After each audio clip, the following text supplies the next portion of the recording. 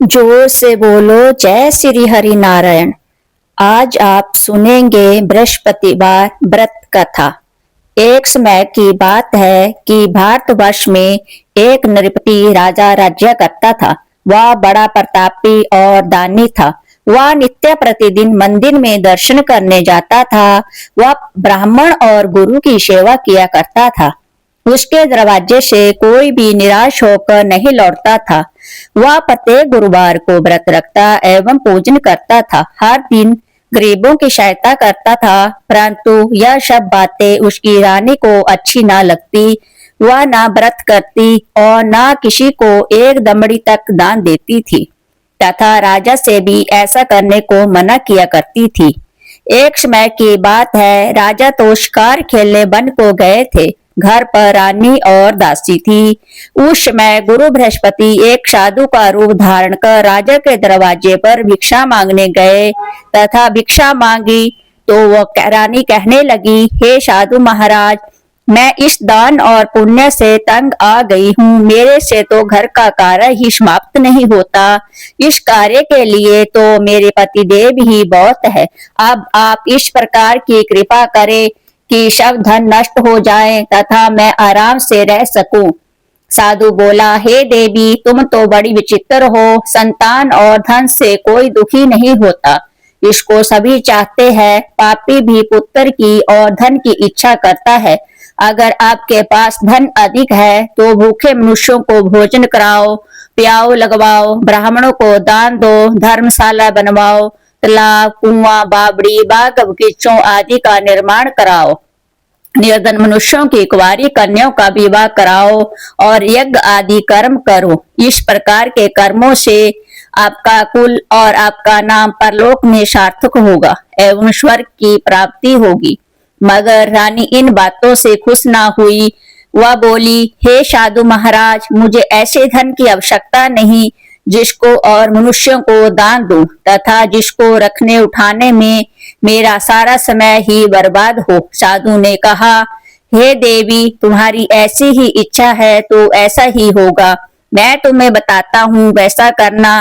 बृहस्पतिवार के दिन घर को गोबर से लिपना, अपने केशों को धोना, केशों को धोते समय स्नान भी करना। राजा से कहना वह हजामत करवाए। भोजन में मांस मंद्रा खाना, कपड़ा धोबी के यहाँ धुलने डालना। इस प्रकार 7 बृहस्पतिवार करने से तुम्हारा सब धन नष्ट हो जाएगा।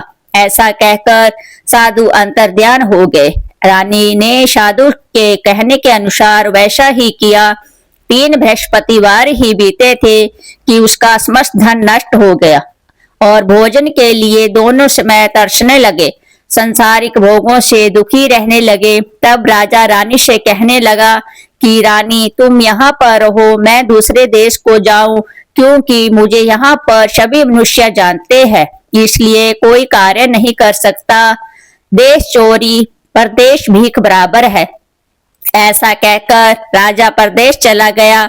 वह जंगल को जाता और लकड़ी काट कर लाता और जीव शहर में बेचता। इस तरह जीवन व्यतीत करने लगा। इधर राजा के घर रानी और दासी दुखी रहने लगी। किसी दिन भोजन मिलता और किसी दिन जल पीकर ही रह जाती। एक समय और रानी और दासी को 7 रोज बिना भोजन के व्यतीत हो गए तो रानी ने अपनी दासी से कहा, हे दासी, यहाँ पास ही के नगर में मेरी बहन रहती है। वह बड़ी धनवान है। तू उसके पास जा और उससे 5 सेर गेहूं मांग ला, जिससे कुछ समय के लिए गुजर हो जाएगी। इस प्रकार रानी ने आज्ञा मान दासी उसकी बहन के पास गई। रानी की बहन उस समय पूजा कर रही थी, क्योंकि उस रोज बृहस्पतिवार था। जब दासी ने रानी की बहन को देखा तो उससे बोली, हे रानी, तुम्हारी बहन ने मुझे भेजा है, मेरे लिए 5 सेर गेहूं दे दो। इस प्रकार दासी ने अनेक बार कहा, परंतु रानी से कुछ उत्तर ना दिया, क्योंकि उस समय बृहस्पतिवार की कथा सुन रही थी। इस प्रकार जब बांदी को किसी प्रकार की उत्तर नहीं मिला तो वह बहुत ही दुखी हुई एवं क्रोध भी आया और लौटकर अपने गांव रानी के पास आकर बोली, हे रानी, तुम्हारी बहन तो बहुत ही अभिमानी है, वह छोटे मनुष्यों से बात भी नहीं करती, इसलिए मैंने उससे कहा, सो उसने कोई उत्तर नहीं दिया।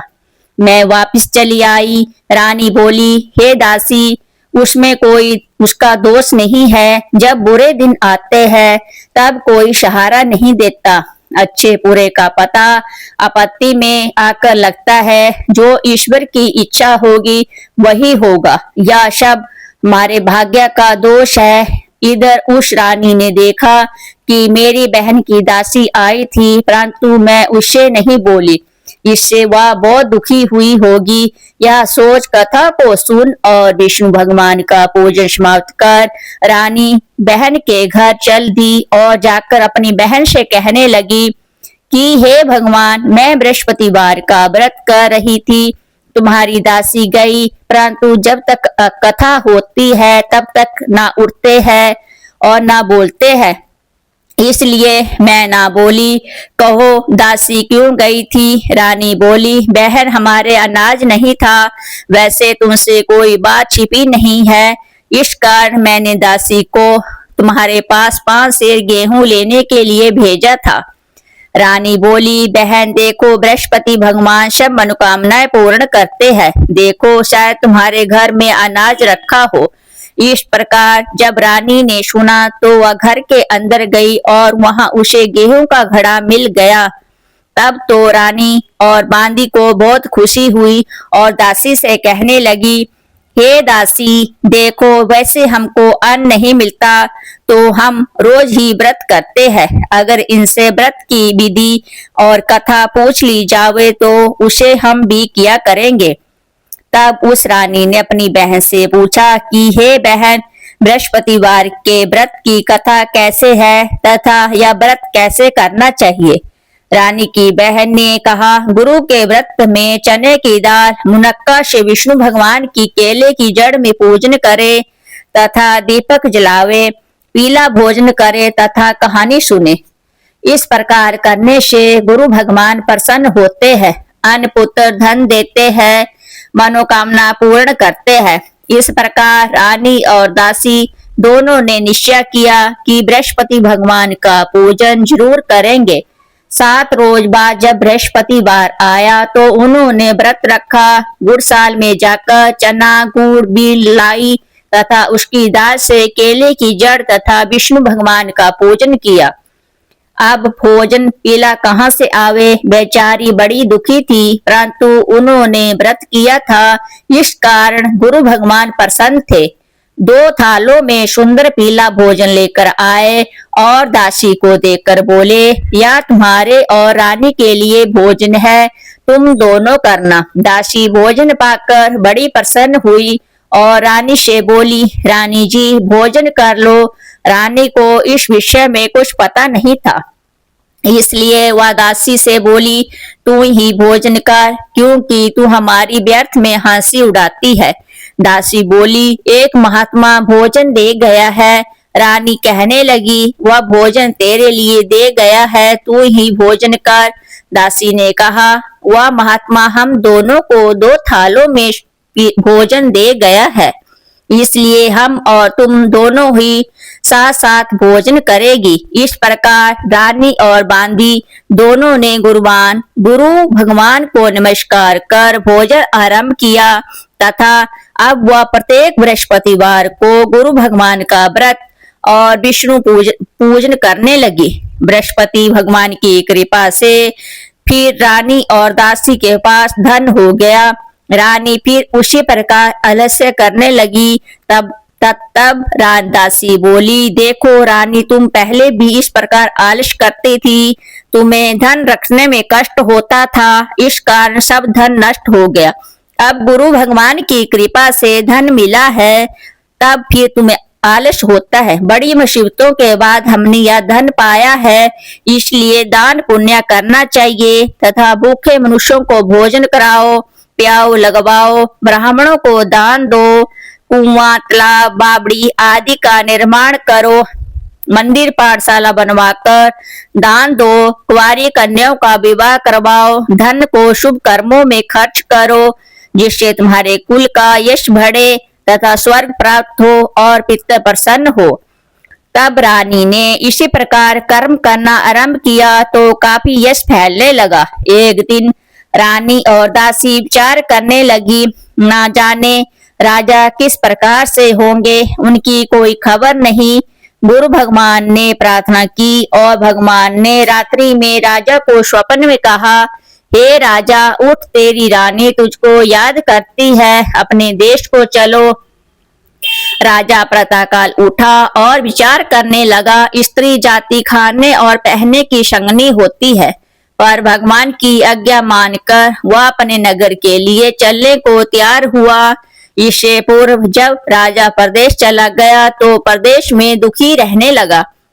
प्रतिदिन जंगल में से लकड़ी बीनकर लाता और उन्हें शहर में बेचकर अपने दुखी जीवन को बड़ी कठिनाई से व्यतीत करता था।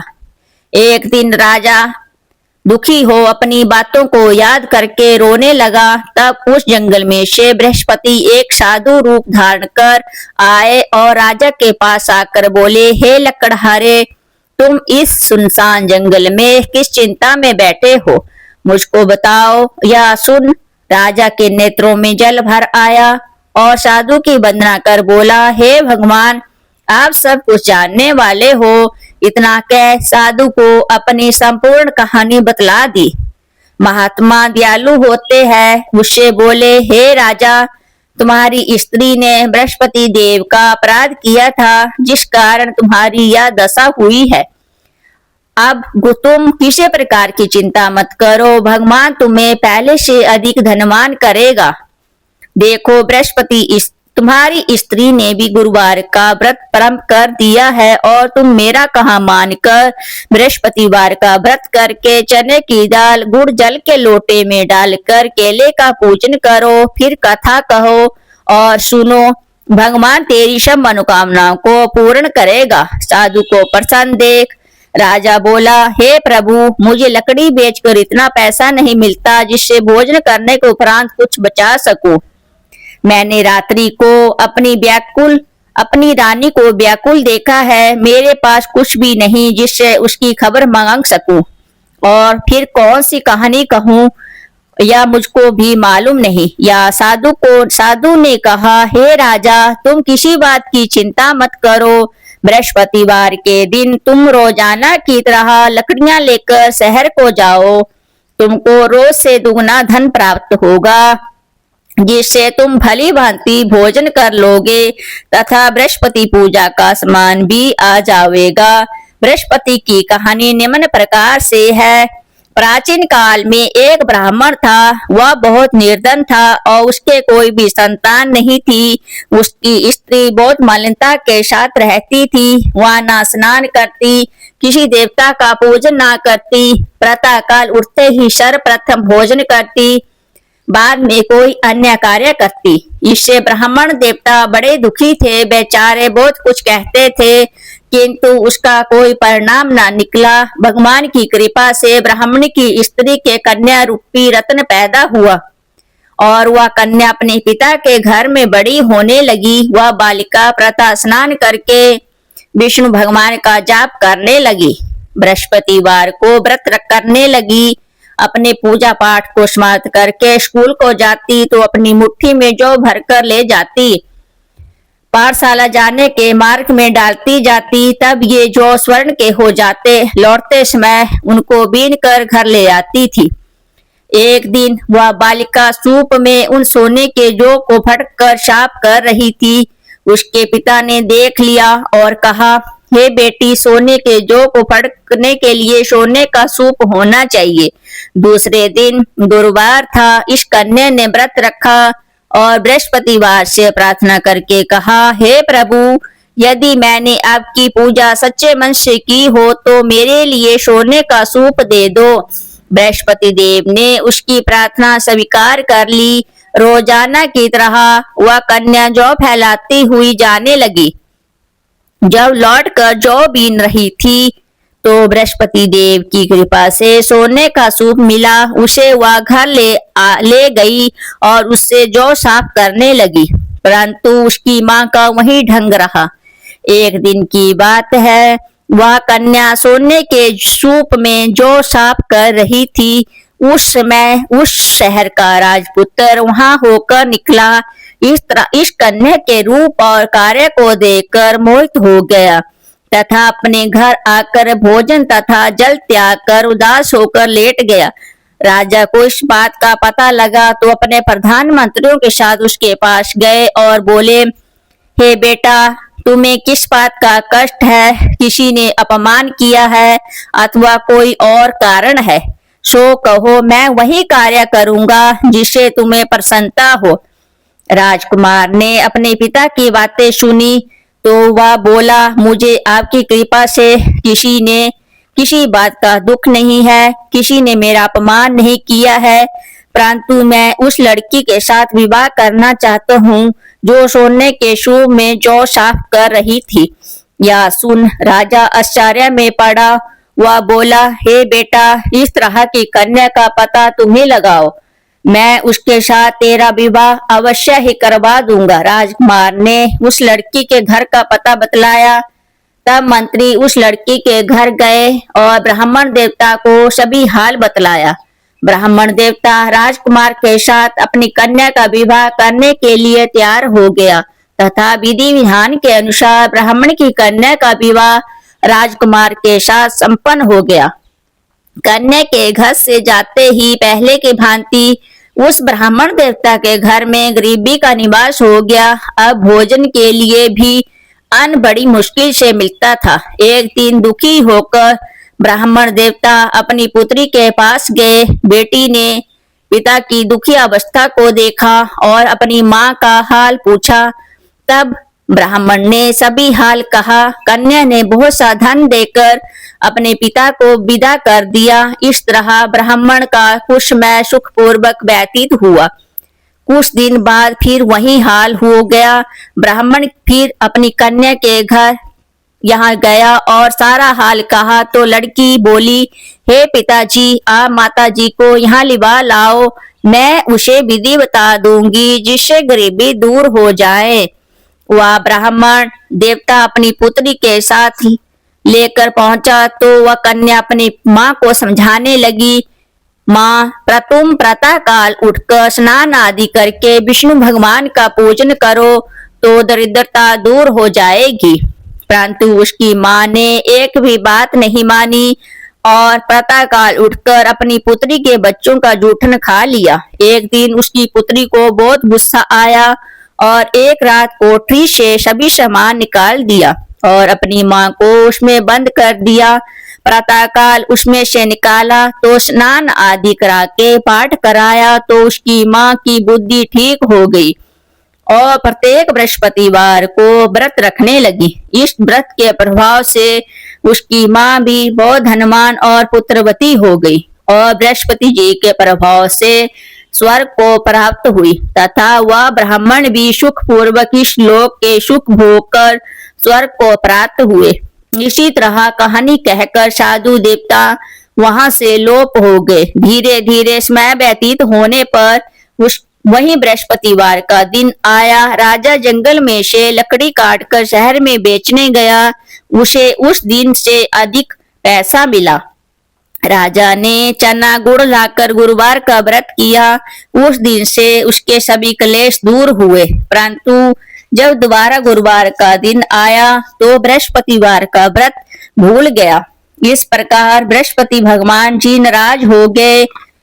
उस दिन उस नगर के राजा ने विशाल यज्ञ का आयोजन किया तथा शहर में यह घोषणा करवा दी कि कोई भी मनुष्य अपने घर भोजन ना बनाए, न आग जलावे, समस्त जनता मेरे यहाँ भोजन करने आवे। इस आज्ञा को जो ना मानेगा उसको फांसी की सजा दी जाएगी। इस तरह की घोषणा संपूर्ण नगर में करवा दी गई। राजा की आज्ञा अनुसार शहर के सभी लोग भोजन करने गए, लेकिन लकड़हारा कुछ देर से पहुंचा, इसलिए राजा उसको अपने साथ घर लिवा ले गए और ले जाकर भोजन करा रहे थे तो रानी की दृष्टि उस खूंटी पर पड़ी जिस पर उसका हाथ लटका हुआ था। वह वहां पर दिखाई ना दिया। रानी ने निश्चय किया कि मेरा हाथ इसी मनुष्य ने चुरा लिया है। उसी समय सैनिकों को बुलाकर उसको जेल खाने में डलवा दिया। वह राजा जेल में पड़ गया और बहुत दुखी होकर विचार करने लगा, ना जाने कौन से पूर्व जन्म के कर्म से मुझे यह दुख प्राप्त हुआ है। उसी साधु को याद करके करने लगा जो जंगल में मिला था। उसी समय तत्काल बृहस्पति देव साधु के रूप में प्रकट हुए और राजा को देखकर कहने लगे, मूर्ख, तूने बृहस्पति देवता की कथा नहीं की, इस कारण तुझे यह दुख प्राप्त हुआ है। अब चिंता मत कर, बृहस्पतिवार के दिन जेल खाने के दरवाजे पर 4 पैसे पड़े मिलेंगे, उनसे तुम बृहस्पति देव की पूजा करना, तेरे सभी कष्ट दूर हो जाएंगे। बृहस्पति देव के रोज उससे 4 पैसे मिले। राजा ने कथा कही। रात्रि को बृहस्पति देव ने उस नगर के राजा को स्वप्न में कहा, हे राजा, तुमने जिस आदमी को जेल खाने में दिया है वह निर्दोष है, वह राजा है, उसे छोड़ देना। रानी का हार उसी खूंटी पर लटक रहा है, अगर तू ऐसा नहीं करेगा तो तेरे राज्य को नष्ट कर दूंगा।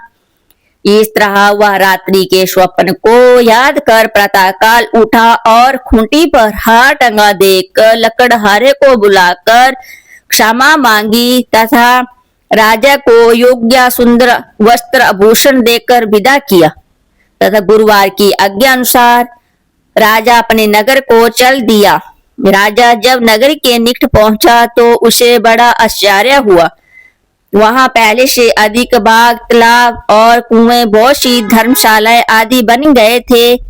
राजा ने पूछा कि यह किसका बाग है? तब नगर के सब लोग कहने लगे, वह सब रानी और बांदी का बनाया हुआ है। तो राजा को आश्चर्य हुआ, गुस्सा भी आया। जब रानी ने खबर सुनी कि राजा आ रहे हैं तो उससे बांदी से कहा कि देख, राजा हमको कितनी बुरी हालात में छोड़ गए थे, वह हालात देखकर लौट ना जाए, इसलिए तू दरवाजे पर खड़ी हो जा। आज्ञा अनुसार दासी दरवाजे पर खड़ी हो गई और राजा आए तो उन्हें अपने साथ लिवा लाई। तब राजा ने क्रोध करके अपनी तलवार निकाली और पूछने लगा, यह बताओ कि यह धन तुम्हें कैसे प्राप्त हुआ है? तब उन्होंने कहा, हमें यह सब धन बृहस्पति जी के प्रभाव से प्राप्त हुआ है। राजा ने निश्चय किया कि 7 दिन बाद तो बृहस्पति देव का पूजन करते हैं, परंतु मैं प्रतिदिन दिन में 3 बार कथा करा करूंगा तथा रोज व्रत किया करूंगा। अब हर समय राजा के दुपट्टे में चने की दाल बंधी रहती तथा दिन में 3 बार कहानी कहता। एक दिन राजा ने विचार किया कि चलो अपनी बहन के यहाँ हो आवे। इस तरह निश्चय कर राजा घोड़े पर सवार हो अपनी बहन के यहाँ को चलने लगा। मार्ग में उसने देखा कि कुछ आदमी एक मुर्दे को लिए जा रहे हैं। उन्हें रोक राजा कहने लगा, अरे भाइयों, मेरी बृहस्पतिवार की कथा सुन लो। हो बोले, लो, हमारा तो आदमी मर गया है, इसको अपनी कथा की पड़ी है। परंतु कुछ आदमी बोले, अच्छा कहो, हम तुम्हारी कथा भी सुनेंगे। राजा ने दाल निकाली और कथा प्रारंभ कर दी। अभी कथा आदि हुई थी कि मुर्दा हिलने लगा और जब कथा समाप्त हो गई तो राम राम कहकर वह मनुष्य खड़ा हो गया। आगे मार्ग में उसे एक किसान खेत में हल चलाता मिला। राजा ने उसे देखा और उससे बोला, अरे भाइयों, तुम मेरी बृहस्पतिवार की कथा सुन लो। किसान बोला, जब तक मैं तेरी कथा सुनूंगा तब तक 4 हरिया जोत लूंगा। जा अपनी कथा किसी और को सुनाना। इस तरह राजा आगे चलने लगा। राजा के हटते ही बैल पछाड़ खाकर गिर गए। किसान के पेट में बड़े जोर से दर्द होने लगा। उस समय उसकी माँ रोटी लेकर आई। उसने जब देखा तो उसने सपुत्र से सभी हाल पूछा और बेटे ने सभी हाल कह दिया। तो बुढ़िया दौड़ी दौड़ी घुड़सवार के पास गई और उससे बोली, मैं तेरी कथा सुनूंगी, तू अपनी कथा मेरे खेत पर चलकर सुनाना। राजा ने बुढ़िया के खेत पर जाकर कथा कही, जिसको सुनते ही वह बैल खड़े हो गए तथा क्षान के पेट का दर्द भी बंद हो गया। राजा अपनी बहन के घर पहुंच गया। बहन ने भाई की खूब मेहमानी की। दूसरे दिन प्रातःकाल राजा जागा तो वह देखने लगा कि सब लोग भोजन कर रहे हैं। राजा ने अपनी बहन से कहा कि ऐसा कोई मनुष्य है जिसने भोजन ना किया हो, मेरी बृहस्पतिवार की कथा सुन ले। बहन बोली, हे भैया, यह देश ऐसा ही है, पहले यहाँ के लोग भोजन करते हैं, बाद में अन्य काम करते हैं। अगर कहो तो मैं पड़ोस में देख आऊं। ऐसा कहकर राजा देखने चली गई, परंतु उससे ऐसा कोई व्यक्ति नहीं मिला जिसने भोजन ना किया हो। आता हुआ एक कुमार के घर गई जिसका लड़का बीमार था। उसे मालूम हुआ कि उनके यहाँ 3 रोज से किसी ने भोजन नहीं किया। रानी ने अपनी भाई की कथा सुनने के लिए कुमार से कहा। वह तैयार हो गया। राजा ने कुमार के घर जाकर बृहस्पतिवार की कथा कही, जिसको सुनकर उसका लड़का ठीक हो गया। अब तो राजा की प्रशंसा होने लगी। एक रोज राजा ने अपनी बहन से कहा कि हे बहन, हम अपने घर को जाएंगे, तुम भी तैयार हो जाओ। बहन ने अपनी सास से कहा। सास ने कहा, हाँ चली जा, परंतु अपने लड़कों को मत ले जाना, क्योंकि तेरे भाई के कोई औलाद नहीं है। बहन ने अपनी भाई से कहा, हे भैया, मैं तो चलूंगी, कोई बालक नहीं जाएगा। राजा बोला, जब बालक नहीं चलेगा तब तुम क्या करोगी? बड़े दुखी मन से राजा अपने नगर को लौट आया।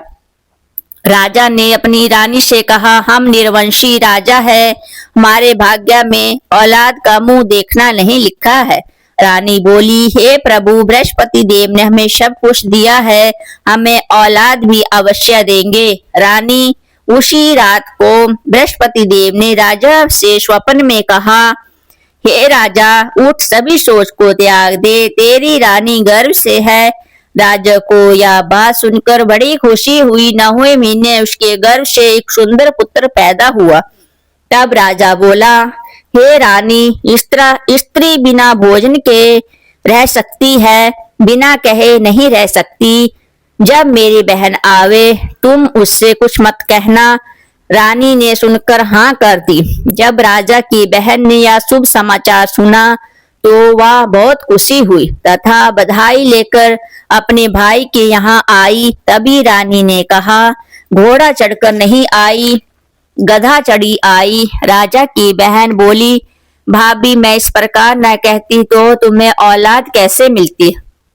बृहस्पति देव ऐसे ही है, जैसी जिसके मन में कामनाएं है सभी को पूर्ण करते हैं। जो सद्भावना पूर्वक बृहस्पतिवार का व्रत करता है एवं कथा पढ़ता है और सुनाता है, दूसरों को सुनाता है, बृहस्पति देव उसकी मनोकामनाएं पूर्ण करते हैं। भगवान बृहस्पति देव उसकी सदैव रक्षा करते हैं। संसार में सद्भावना से भगवान जी का पूजन व्रत सच्चे हृदय से जो करते हैं उनकी सभी मनोकामनाएं पूर्ण करते हैं। जैसी सच्ची भावना से रानी और राजा ने उसका गुणगान किया तो उनकी सभी इच्छाएं बृहस्पति देव ने पूर्ण की थी। इसलिए सबको कथा सुनने के बाद प्रसाद लेकर जाना चाहिए। हृदय से उनका मनन करते हुए जयकारा बोलना चाहिए। बोलो बृहस्पति देव की जय, विष्णु भगवान की जय, बृहस्पति जी की आरती। ओम जय बृहस्पति देवा, स्वामी जय बृहस्पति देवा। छिन छिन भोग लगाऊं, कदली फल मेवा। ओम जय बृहस्पति देवा। तुम पूर्ण परमात्मा, तुम अंतर्यामी, स्वामी तुम अंतर्यामी। जगत पिता जगदीश्वर, तुम सबके स्वामी। ओम जय बृहस्पति देवा।